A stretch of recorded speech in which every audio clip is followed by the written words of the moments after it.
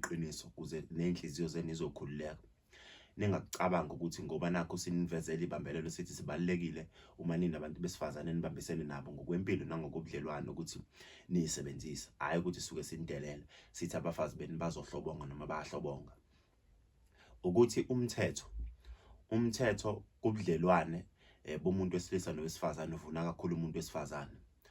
Umuntu wesifazane ungafika umkhokhele manje umshade kube umfazi wakho, umbambe eleni nendoda endlini, umthetho ukutshela ukuthi kwamukele lokho. Mawuhlula ukwamukela lokho, uma udivorce ayikho into yakho ezokubuyela, nizohlukanisa futhi emafeni akho osukunawo osuke usuwasebenzelile, wasebenzela ukuthi ukhandele ingane ukuthi uma seyisele isale na something. Umthetho uzofika uvune umuntu wesifazane. Uma ufika endlini ufica umkakho enendoda noma ungacasuka ukumbeka isandla ngesizathu senhliziyo, kodwa uzofika uboshwe bekuvulela icala.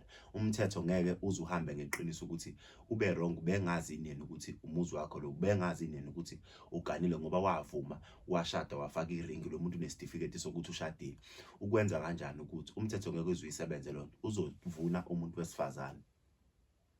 So ingakho kubalulekile ukuthi sinitshele iqiniso, ingoba suke senzela ukuthi uma uyithatha i-decision njengomuntu wesilisa, uyithathe wazi ukuthi ukhululekile, uthembile, uthembe inhlonipho yamkakho, uthembe isimilo sikamkakho, uphinde wathemba nento oyithole kuthina thina abantu ababelaphi njengabantu besilisa, njengabantu abamadoda ngokudodisana ukuthi nansi into ezokwazi ukuthi noma ngathiwa siyaxega isimilo, kufika umoya ozokwenza ukuthi axegelwe isimilo. Lento iyokwenza ukuthi lowo moya uhluleke ukuthi isimilo sakhe sixege.